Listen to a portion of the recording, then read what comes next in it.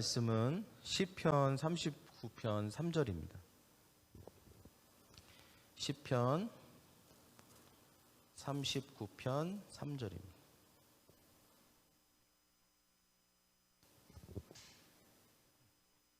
같이 한번 한 목소리로 읽도록 하겠습니다. 시작. 내 마음이 내 속에서 뜨거워서 작은 소리로 읊조릴 때에 불이 붙으니 나의 혀로 말하기를. 아멘. 네. 오늘 말씀 제목은 초자연적 성취의 3단계. 저를 한번 따라해보고 초자연적 성취의 3단계. 네. 이 제목과 이 말씀이 무슨 연관이 있나 이런 생각이 또 드실 텐데요. 초자연적이라는 것은 어떤 의미가 있습니까? 자연적이라는 것은 우리가 익히 예상하는 거죠. 그냥 그냥 자연적인 거예요. 당연한 거죠. 당연한 거. 이렇게 하면 이런 결과가 나오는 거. 초자연적이라는 것은 자연을 거스르는 거예요. 내가 이렇게 하지 않았는데도 이런 결과가 나오거나, 또는 우리의 인간적인 한계를 훨씬 더 뛰어넘는 기적을 보통 우리가 쓰는 단어 중에 기적이라는 단어가 사실은 초자연적이라는 단어예요. 그러면 우리의 삶 가운데 어떤 우리가 원하는 것들이 있잖아요. 그죠? 그리고 또 우리는 그 원하는 것들을 생각도 하고 말로 이야기도 하고, 또 우리가 그것에 대해서 소원을 갖지 않습니까? 예를 들면 뭐가 있을까요? 집이 없는 사람이 집을 사고 싶은 거, 또 우리 청년들이 아주 좋은 배우자, 백마탄 왕자 같은, 아니면 정말 공주 같은 배우자를 만나서 결혼을 하고 행복한 삶을 사는 거에 대해 꿈꾸잖아요. 그죠? 그것이 결혼에 대한 성취죠. 또 집에 대한 성취는 집을 사는 것이고, 또 재정에 대한 성취는 또 결핍이 있었지만 부유해지는 것이고, 가정에 대한, 자녀에 대한, 또는 어떤 건강적인 부분, 질병에 걸렸는데 초자연적, 하나님의 의사나 아니면 병원에서는 되게 어렵다고 하지만 초자연적으로 하나님의 기적이 베풀어져서 그 성취가 이제 일어나는 것이죠. 그래서 치유가 되는 것, 그죠? 초자연적인 영역, 초자연적이라는 것은 우리가 생각하고 예상하고 우리가 기대하는 것을 뛰어넘는 것을 말하는 것입니다. 그래서 하나님께서 우리에게 기적을 베풀어 주시는 것이죠. 그러면 오늘 뭐라고 했죠? 초자연적인 성취의 3단계라고 했잖아요. 보통 우리가 예수를 믿는 사람들도, 또 아니면 믿지 않는 사람들이라 할지라도, 우리가 이렇게 잘 될 거야, 반드시 복 받을 거야, 이런 얘기는 하지 않습니까? 또 특별히 우리 예수 믿는 사람들은 믿음 안에서 그런 선포들을 하게 되죠. 반드시 내 삶은 승리할 거야, 번영할 거야, 잘 될 거야, 갖게 될 거야, 이루게 될 거야, 이렇게 하지 않습니까? 그런데 우리가 그렇게 선포하고 고백하는데도 불구하고 뭔가 그런 일이 잘 일어날 것 같은 기미도 없고, 또 쉽게 그 일이 내가 생각하는 시간 안에 때에 일어나지 않고 계속해서 이것이 딜레이 되는 것 같은 느낌, 또 나의 그런 어떤 선포가 그냥 공허한 외침처럼 느껴질 때가 있다는 것이죠. 그래서 또 의심이 생기기도 하고 기운이 빠지기도 하고, 그럴 때가 있습니다. 그런데 우리가 그러면 우리의 선포에 대해서 내가 하는 선포가 무엇에 근거하고 있는가, 그리고 특별히 오늘 말씀을 통해서 이 다윗의 고백이거든요. 이 말씀은 39장 3절 말씀은 다윗의 경험이기도 하고 고백이기도 합니다. 다윗이 이걸 실적 경험도 했고 그 경험한 걸 고백하는 거예요. 근데 이 다윗의 고백을 통해서 우리가 중요한 초자연적인 성취, 그러니까 기적이 일어나는 어떤 단계가 있음을 알게 되는 것입니다. 그냥 선포하는 것만이 아니었어요. 분명히 앞에 뭔가 중요한 단계들이 있다는 것이죠. 여러분, A에서 Z로 바로 가는 게 아니라 A, B, C, D 이런 과정이 있는 것처럼 우리가 하는 선포들이나 우리가 가지고 있는 꿈들이 어떤 단계를 통해서 이루어진다는 것을 오늘 말씀이 우리에게 보여주고 있습니다. 그래서 우리가 이 말씀을 통해서 이것을 배우기를 원하고 또 적용하기를 원합니다. 할렐루야. 자, 여러분, 아까 말씀드린 것처럼 여러분의 삶에 기적적인 성취가 일어나길 원하십니까? 그렇다면 오늘 듣게 될 말씀이 여러분에게 분명히 어떤 중요한 안내서가 될 줄 믿습니다. 자, 오늘 말씀에는 선포가 우리의 삶의 실제 성취가 되기 위해서 꼭 필요한 세 가지 단계가 있다라고 말하고 있습니다. 그 과정이 있다는 것이죠.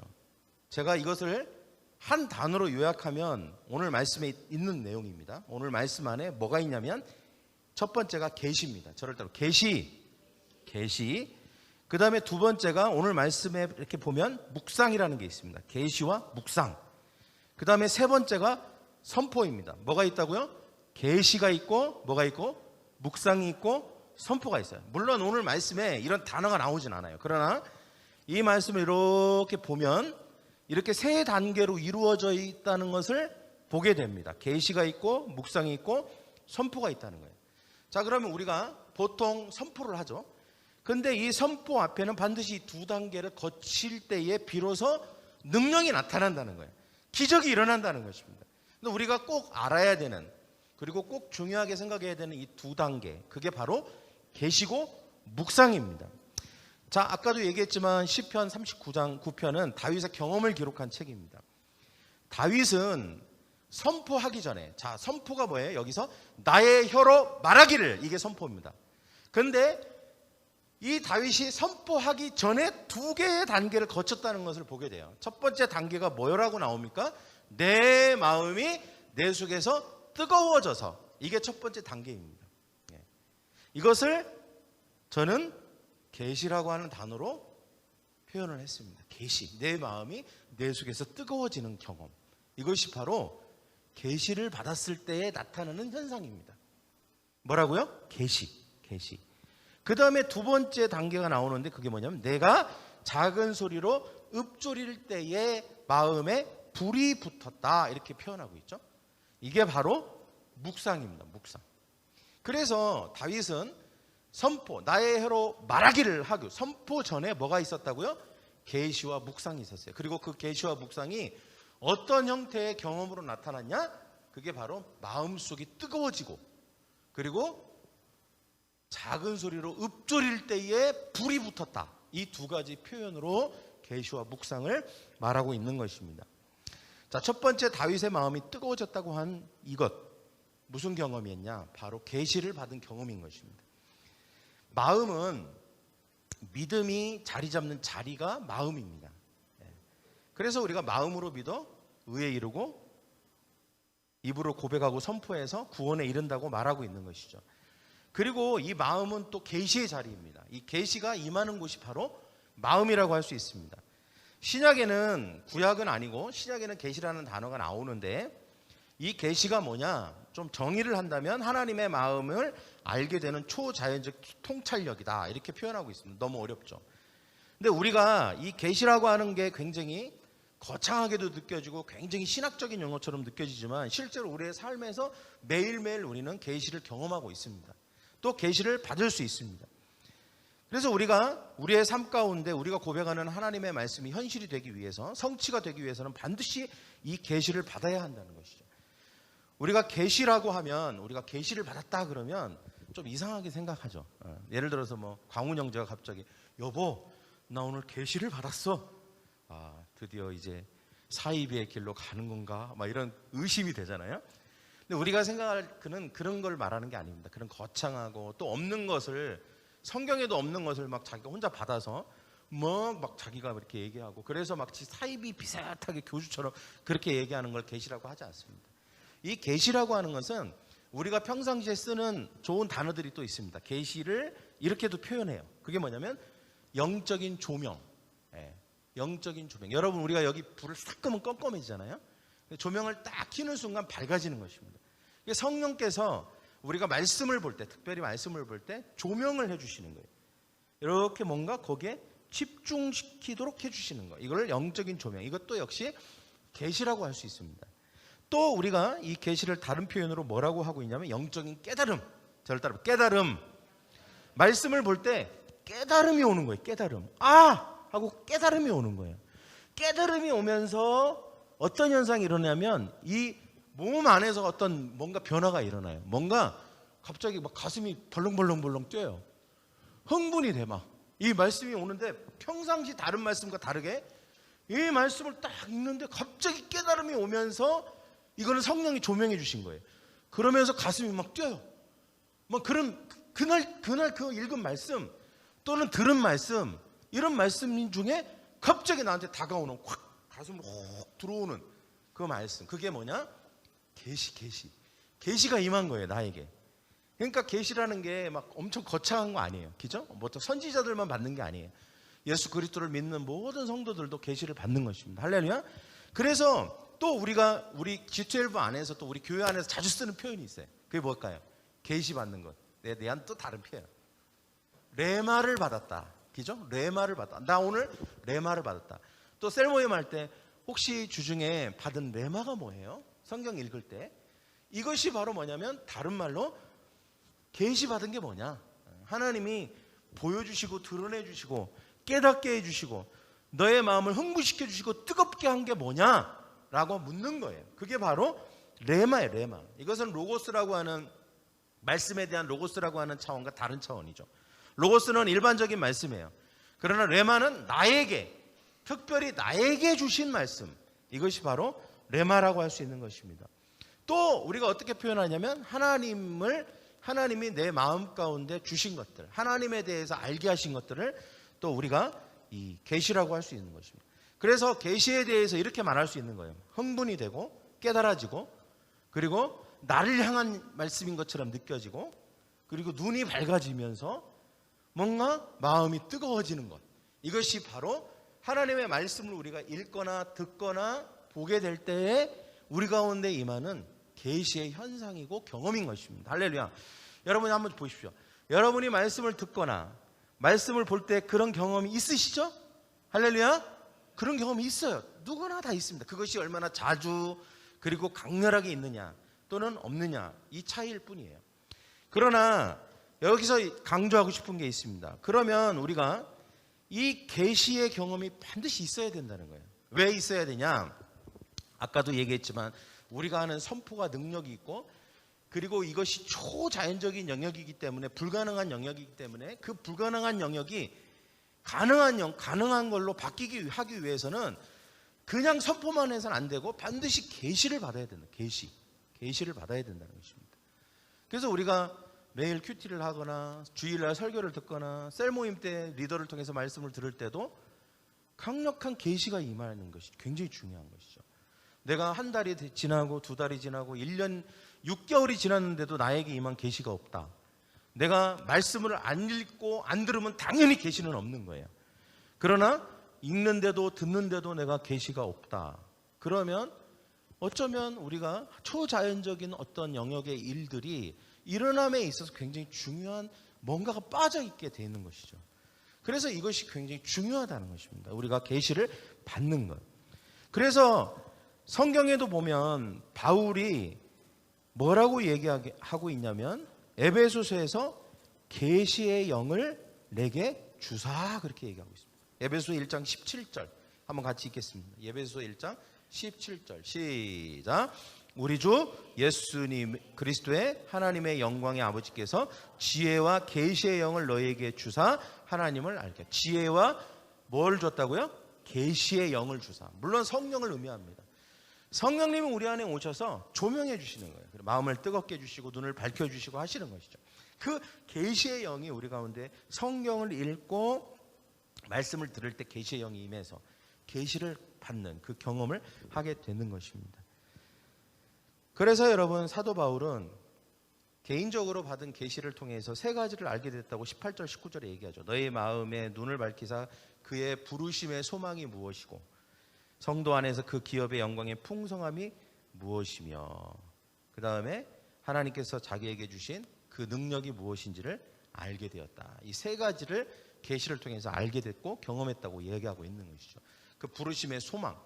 여러분, 이게 언뜻 듣기는 굉장히 뭔가 바울에게만 있는 일같이 보이지만 그렇지 않아요. 우리 모두에게 있는 일이에요. 우리가 예를 들면 이런 거예요. 어떤 굉장히 중요한 문제가 하나 딱 생겼어요. 인생에 있어서 되게 중대한 문제예요. 그 문제에 대해서도 하나님이 계시를 임할 때 부르심의 소망을 주세요. 즉 하나님께서 그 문제에 대해서 계시로 임하셔서 그 문제를 문제에 대한 어떤 부르심을 하시는 거예요. 너는 이 문제를 해결할 수 있는 사람으로 부르시는 거예요. 소망을 갖게 하시는 거예요. 그리고 두 번째는 뭐냐면 기업의 풍성하심. 이게 뭐냐면 그 꿈을 주시는 거예요. 우리 안에 소망과 꿈을 주시는 거예요. 예를 들어서 병든 사람이 있단 말이에요. 병든 사람을 하나님께서 부르시는 거예요. 뭐냐면 하나님이 조인하시는 거예요. 그러면서 그 사람에게 소망을 주는 거예요. 소망. 그리고 꿈을 주는 거예요. 나설 수 있다. 치유될 수 있다는 꿈을 주시는 거예요. 그리고 세 번째로 주시는 게 뭐예요? 계시의 영을 통해서 능력을 주시는 거예요. 그것을 놓고 기도하고 꿈을 꾸고 선포하게 함으로 초자연적인 역사가 일어나도록 어떻게 해요? 능력을 주시는 거예요. 그래서 계시를 통해서 이 모든 것이 일어나는 거예요. 이게 뭐 큰 인생의 엄청난 큰 사명과 목표뿐만 아니라 우리의 삶에 아주 작고 큰 문제까지도 다 우리가 이루어야 되고 성취해야 될 모든 것까지도 동일한 일들이 일어나요. 부르심, 기업의 풍성하심, 그리고 능력의 크심. 이것이 동일하게 계속해서 이 사이클처럼 들어오는 거예요. 왜 많은 사람들이 그런데 계시를 받지 못할까요? 이게 계시라면, 그리고 이 계시를 꼭 받아야 된다면 굉장히 중요한 거네. 그러나 많은 사람들이 이 계시를 온전히 하나님이 주시는 계시를 온전히 받지 못할 때가 있습니다. 하나님은 우리에게 끊임없이 우리를 성령을 통해서 조명해 주시고, 그리고 우리가 깨닫기를 원하시고 말씀을 계속 보고 읽고 들을 때 그 계시를 계속 경험하기를 원하시고 계속 그것을 하시지만, 그럼에도 불구하고 그 계시가 임하지 못할 때가 있다는 거예요. 그 계시가 우리 가운데 경험되지 못하게 하는 것이 있다는 것입니다. 그게 뭘까요? 그게 바로 마음이 복잡할 때입니다. 저를 따라볼게요. 마음이 복잡할 때, 예를 들어서 어느 집에 방문을 했는데 그 집에 이렇게 들어가 봤더니 세상에 온갖 잡동사니가 잔뜩 쌓여 있어서 앉을래야 앉을 자리 공간이 없다고 한번 생각해 보십시오. 그럼 앉을 수가 없겠죠. 너무 집안에 뭐가 많은 거예요. 그런데 그것이 싹 깨끗하게 치워져서 아주 넉넉한 깨끗하고도 넉넉한 공간이 되었다고 생각해 보십시오. 그러면 많은 사람들이 앉을 수 있는 것과 같습니다. 여러분, 마음이 복잡하다는 것은 우리의 마음이라는 것도 자리. 계시가 임하는 자리가 어디라고 그랬죠? 마음이에요. 저를 따르면 마음. 근데 계시가 임해야 되는데 왜 계시가 임하지 않는가? 계시가 임하지 않으면 우리의 선포도 어떻게 보면 공허한 외침밖에 될 수 없고 초자연적인 일도 일어나지 않아요. 계시가 반드시 임해야 되는데 왜 계시가 임하지 않는가? 마음이 복잡하기 때문에 그렇습니다. 마음이 뭔가 온갖 다른 것들로 차 있는 거예요. 그래서 계시가 임할 자리가 없는 거예요. 공간이 없는 것입니다. 당연히 말씀이 들어올 자리가 없게 되니까 말씀을 안 보게 되거나 아니면 봐도 그냥 어떻게 보면 형식적으로 계속 보게 되는, 그래서 그 기간이 오래될수록 계시가 임하지 않는 오래된 기간이 되고, 계시가 오랫동안 임하지 않을수록 어떤 현상이 일어나냐면 우리의 선포든 우리의 뭐가 됐든 초자연적인 역사가 일어나지 않는 것입니다. 그래서 여러분, 우리가 계시가 임하기 위해서는 어떻게 될까? 근심 걱정을 어떻게 해야 돼요? 주님께 맡겨드려야 됩니다.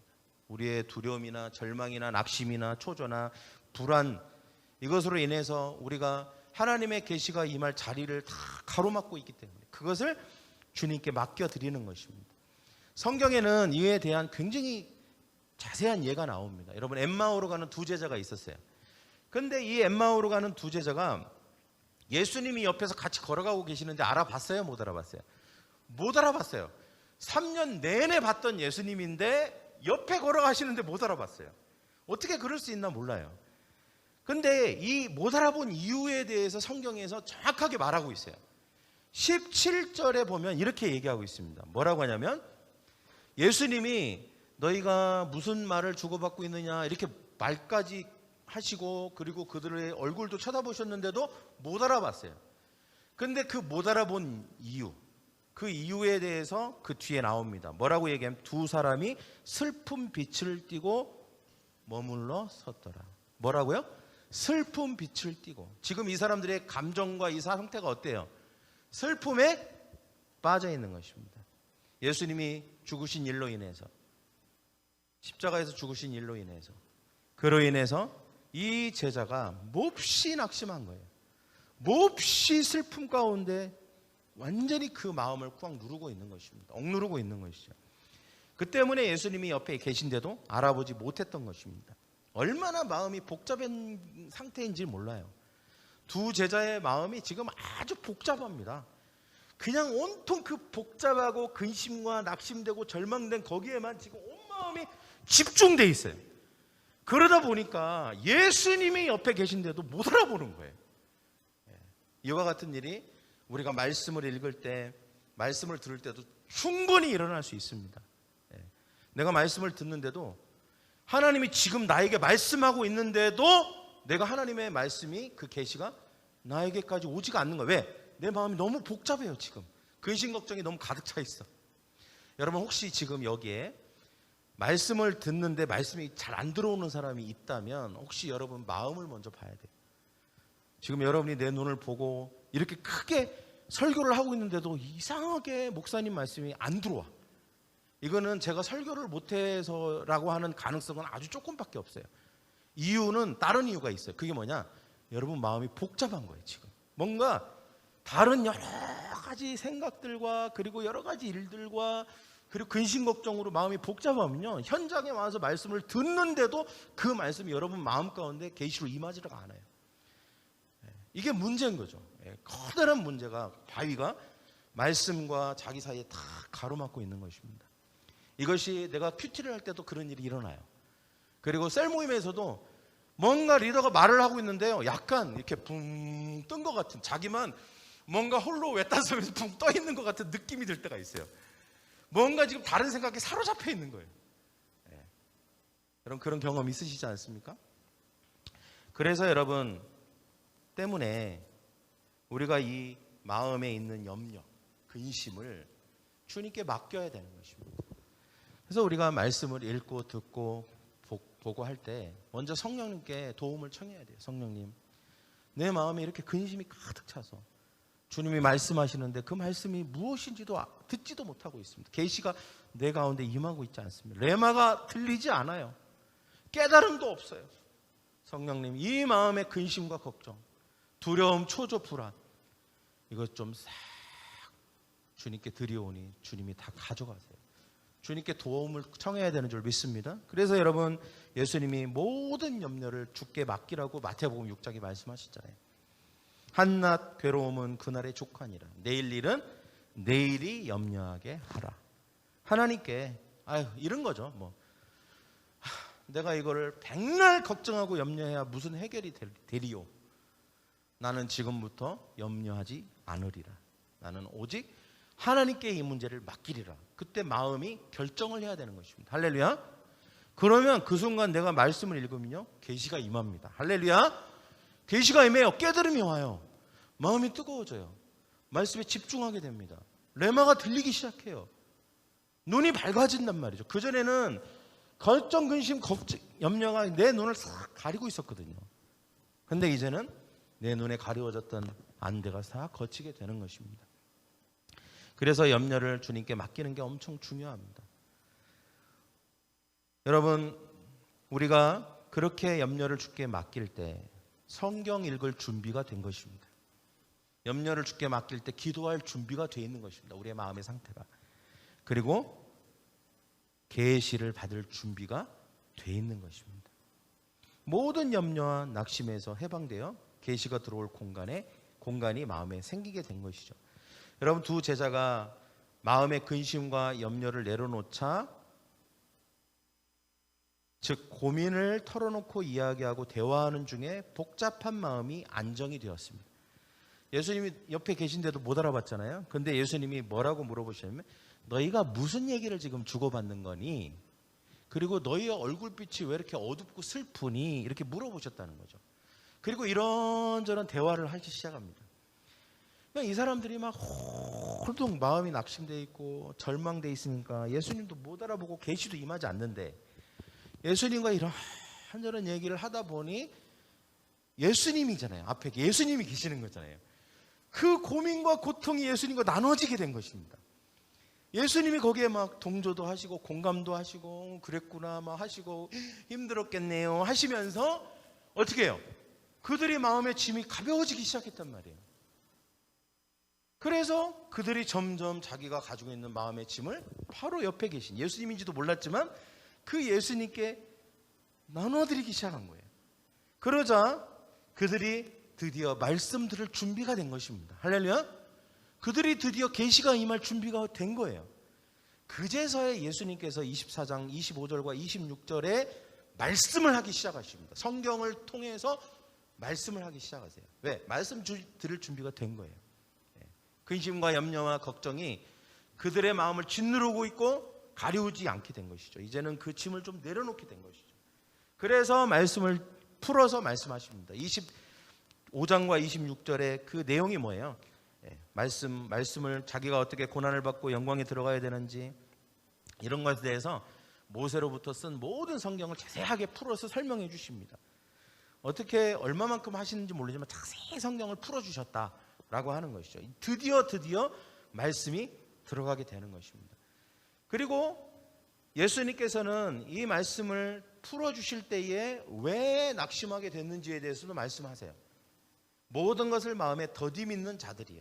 그러니까 하나님의 말씀을 더디 믿었기 때문에 말씀이 낙심이 왔다는 것이죠. 말씀을 더디 믿는다는 건 잘 모르거나 아니면 알아도 잘 믿지 않는 것을 말하는 것입니다. 그것이 낙심이 마음에 자리 잡게 된 이유라는 것이죠. 그래서 주님께서 이 말씀을 자세하게 설명해 주십니다. 풀어서. 그러므로 말미암아 그들 안에 낙심이 떠나가게 되고 이제는 말씀 들을 준비가 됐고 그 말씀에 대해서도 이제는 계시가 임할 준비가 된 것입니다. 아직 계시가 임한 건 아니에요. 이제 말씀만을 들은 것입니다. 이제 말씀을 들었으니까 그 다음 단계는 계시가 임할 단계죠. 그죠? 근데 어떻게 했을 때 계시가 임했는지를 한번 보십시오. 자, 말씀을 들었어요. 자세히 풀어줬어요. 그런데 때마침 엠마오가 이제 나타났어요. 이 사람들의 고향이 어디라고 그랬죠? 엠마오예요. 엠마오. 두 갈래 길이 나타난 거예요. 이쪽으로 가면 이제 엠마오고 일로 가는 길이 있어요. 또 쭉 직진하는 길. 근데 예수님이 같이 가다가 이제 엠마오가 와서 제자들은 엠마오 고향으로 가야 돼요. 말씀을 풀어주셨는데. 근데 예수님은 직진하려고 하셨다고 합니다. 성경에 보면 직진하려고 하셨다. 그러니까 같이 엠마오로 갈 생각이 아니신 거예요. 그러니까 이 제자들이 여기서 헤어져야 되는 거잖아요. 그러니까 예수님은 이들이 엠마오로 가는 걸 아셨지만 직진하려고 하는 척 하신 거예요. 근데 여기 성경에 뭐라고 얘기하고 있냐면 이렇게 얘기합니다. 예수는 더 가려는 것 같이 하셨다. 더 가려는 것 같이 하셨다. 더 가셨다가 아니에요. 더 가려는 것 같이 하셨다. 그러니까 마치 이렇게 가려는 척 하셨다는 거예요. 왜 그렇게 하셨을까?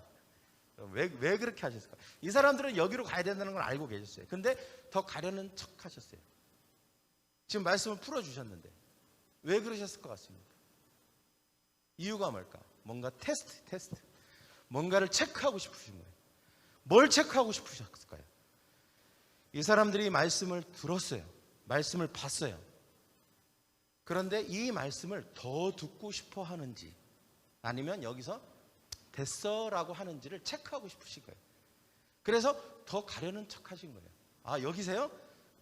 잘 가세요. 저는 일로 가야 돼요. 하면서 더 가려는 척 하셨어요. 그러면서 체크하셨어요. 저 사람들이 어떻게 나오는지. 분명히 더 듣고 싶으면 어떻게 할까요? 말씀을 더 듣고 싶으면 어떻게 할까요? 예수님을 저쪽으로 가는 예수님을 붙잡아야 되겠죠. 더 듣고 싶지 않으면 어떻게 하면 돼요? 안녕히 가세요. 빠이빠이. 이렇게 하면 되는 거잖아요. 그런데 다행히도 이 두 제자가 어떻게 합니까? 더 말씀을 듣고 싶었어요. 그 마음에 소원이 생긴 거예요. 그러니까 더 가려는 척하는 예수님을 붙잡았어요. 그래갖고 예수님 그러지 말고 우리 집에 가서 하룻밤만 더 있다 우리와 머물렀다 가십시오. 이 말은 뭐예요? 말씀을 더 듣고 싶은 거예요. 예수님과 더 있고 싶은 거예요. 예수님이 어쩌면 그걸 원하셨던 거죠. 그래서 하룻밤 가서 떡도 떼고 뭐 하면서 그날의 경험을 떠올려 주셨고 그제서야 비로소 뭐가 임했냐면 계시가 그때 임한 거예요. 여러분 우리가 말씀을 그냥 본다고 계시가 임하는 게 아닙니다.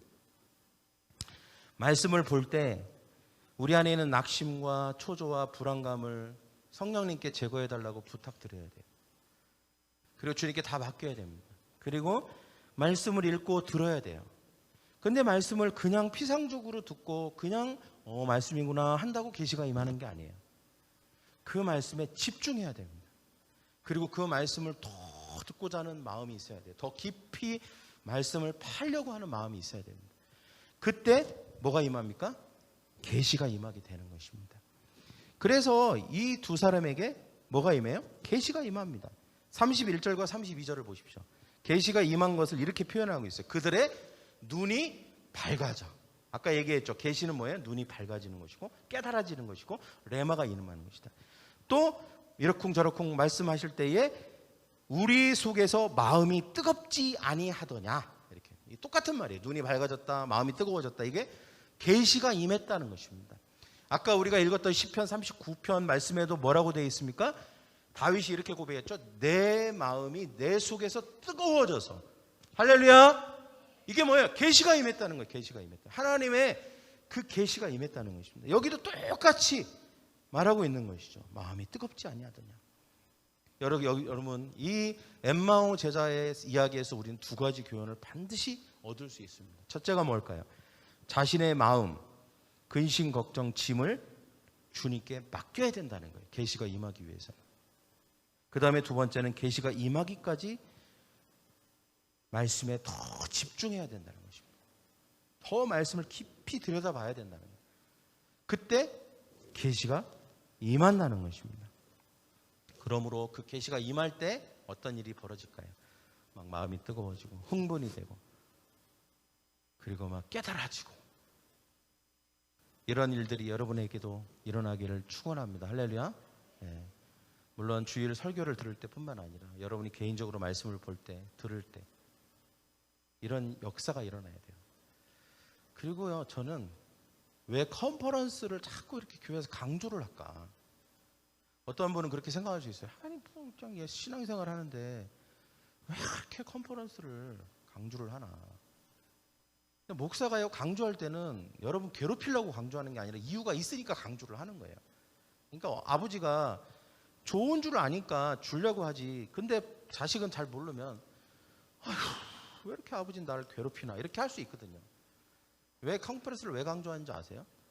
여러분, 가장 강력한 계시가 임하는 데가 저는 컨퍼런스였기 때문에 그래요. 우리 교회 개척하고 제가 개인적으로나 모든 면에 있어서 이 컨퍼런스 때 너무 엄청난 계시가 임해요. 내 개인적인 문제뿐만 아니라 교회적으로나 사역적으로나 모든 면에 있어서 하나님 계시가 임해요.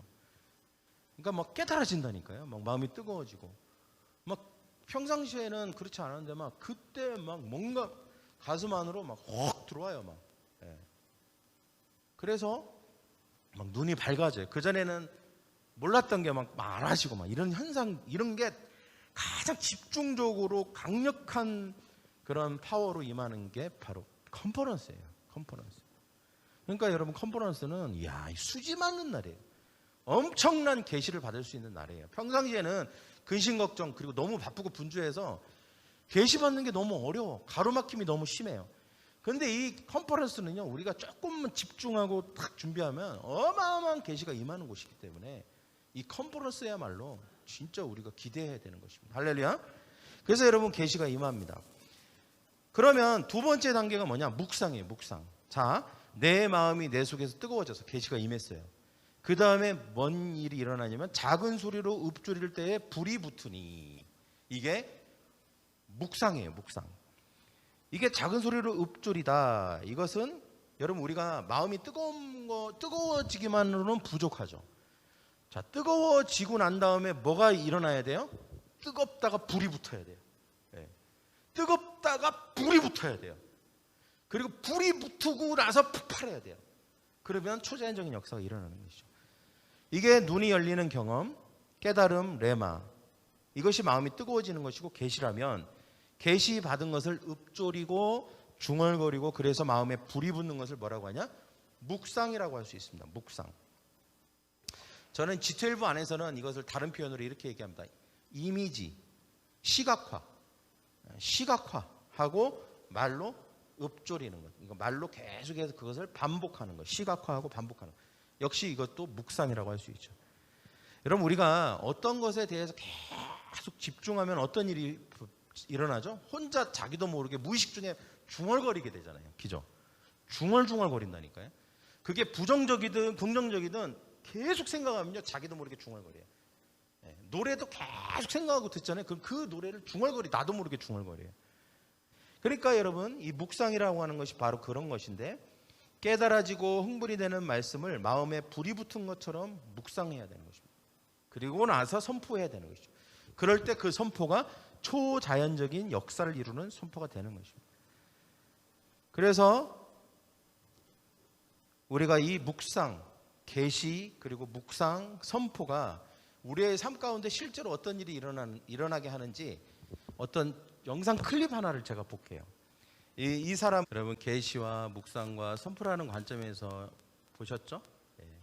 이 로라 웰킨스가 7개월 동안이나 병원에 있을 때 얼마나 낙심하고 절망했겠습니까? 올림픽을 포기하려고 했지만 그때에 그 모든 마음을 주님께 맡겼을 때 어떤 일이 일어납니까? 계시가 임하는 거예요. 내게 능력 주시는 자 안에서 내가 모든 것을 할 수 있다는 강력한 계시가 임한 것이죠. 마음이 뜨거워지고, 그리고 그 모든 환경에도 불구하고 내가 다시 올림픽에 나가야 되겠다는 그런 결정을 하게 만든 것이죠. 그리고 그걸로 끝난 게 아니었어요. 로라 웰킨스가 계속해서 연습하고 올림픽에 나가서 심지어는 결승까지 거의 올라가는 와중에서도 5위밖에 하지 못했지만, 그때까지만 해도 가장 쟁쟁했던 중국 선수들이 1위, 2위를 하고 있었지만 계속 읊조리는 거예요. 뭐라고 읊조리는 거예요? 내게 능력 주신 자는 내가 모든 것을 할 수 있다고. 계속 그 계시를 묵상. 그러니까 처음에는 마음이 완전히 차가웠는데 그 차가워진 마음을 주님께 맡겼더니 마음이 뜨거워졌어요. 계시가 임했기 때문에. 근데 그 마음이 뜨거워진 걸로 부족해요. 기적이 일어나기 위해서는 어떻게 되냐면 마음에 불이 나야 돼요. 그 불이 나게 하려는 게 뭐예요? 읊조리는 거예요. 계속 읊조리는 거예요. 그 말씀에 완전 초집중하는 것이죠. 그래서 완전히 그 마음 가운데 그 말씀으로 말미암아 불이 난 거예요. 그리고 나서 실제로 선포하고 그것을 실행했을 때 초자연적인 기적이 일어나는 것입니다. 할렐루야. 여러분, 제가 이거를 굉장히 복잡하게 설명을 했지만 사실은 평상시 제가 하는 말이 뭐냐면 큐티하고 레마 받고 약속 붙들고 그 붙든 말씀을 계속 생각하고 선포하면서 이미지화하면서 나아가면 기적이 일어난다. 제가 이제 평상시 하는 말이에요. 이것을 이렇게 또 다르게 다윗의 경험을 통해 다르게 표현하는 것입니다. 그게 뭐예요? 계시, 그 다음에 묵상, 선포입니다. 여러분, 기적이 일어나길 원하십니까? 초자연적인 하나님의 돌보심과 개입이 필요하십니까? 그렇다면 여러분, 계시를 받아야 됩니다. 하나님의 말씀 없으면 절대 그런 일은 일어날 수가 없는 것이죠. 다시 말씀 앞에 서야 돼요. 그리고 그 말씀 앞에 섰을 때 계시를 받지 못하게 하는 근심과 걱정과 염려와 초종과 불안이 있으면 그것을 주님께 십자가 앞에 맡겨야 됩니다. 성령님께 도움을 구해야 됩니다. 그리고 성령이 그 말씀을 대할 때 깨닫게 하시고 레마를 주시고 뜨겁게 하시고 눈을 밝혀주시는 그 계시를 받아야 됩니다. 그리고 계시를 받으면 그 말씀을 그냥 계시 받았네 하고 끝나면 안 돼요. 어떻게 해야 돼? 그거를 마치 소중한 보석처럼 계속 묵상하고 마음에 떠올리고 적어놓고 말로 선포하고 나누고, 그래서 그것이 이루어질 때까지 계속해서 선포해야 되는 것입니다. 그러면 어떤 일이 일어납니까? 치유가 일어나는 것입니다. 할렐루야. 기적이 일어나는 것입니다. 집이 없는 사람이 집을 사게 되는 것입니다. 할렐루야. 제 개인적인 간증, 제가 집을 샀습니다. 네. 파밀리 아파트 107동 103호 집을 샀습니다. 계약을 했습니다. 집이 없는 사람이었습니다. 네. 그러나 물론 믿음이 중간에 흔들리긴 했지만 주실까 의심을 했지만, 그러나 하나님 평강을 주시고 또 꿈꾸고 할 때 또 집을 주신 줄 믿습니다. 그래서 저 개인적인 또 간증입니다. 이것뿐이겠습니까? 여러분, 우리의 삶 가운데 우리가 하나님이 우리 가운데 이건 힘들어 불가능해라고 생각하지 마시고 하나님의 계시가 임하고 묵상하고 선포하면 반드시 기적이 일어날 줄 믿습니다. 할렐루야. 근데 컨퍼런스가 대박이라는 거. 할렐루야. 이 계시가 임하는 대박이 컨퍼런스입니다. 여러분, 대박을 제끼지 마시고 이 대박을 취하는 저와 여러분이 되기를 축원합니다. 기도하겠습니다. 우리 가슴에 손을 얹고 제가 여러분을 위해 기도해요. 하나님, 우리의 마음 가운데 계시가 임하기를 원합니다. 깨달아지게 하시고 눈을 밝혀주시고 하나님, 우리의 마음을 뜨겁게 하여 주시옵소서. 성령님 조명하여 주시옵소서. 우리가 말씀의 자리 앞에 가게 하시고 그 말씀을 읽을 때에 계시를 허락하여 주시옵시고 레마를 허락하여 주시옵소서. 그리고 그 레마를 붙들고 읊조리고 암송하고 계속 집중하고 연구하면서 그것을 선포하고 이미지화함으로 하나님, 우리의 삶 가운데 초자연적인 기적을 기대하며 나아가는 우리가 되게 하여 주시옵소서. 그때 초자연적인 역사가 일어날 줄 믿습니다. 질병이 치유될 것입니다.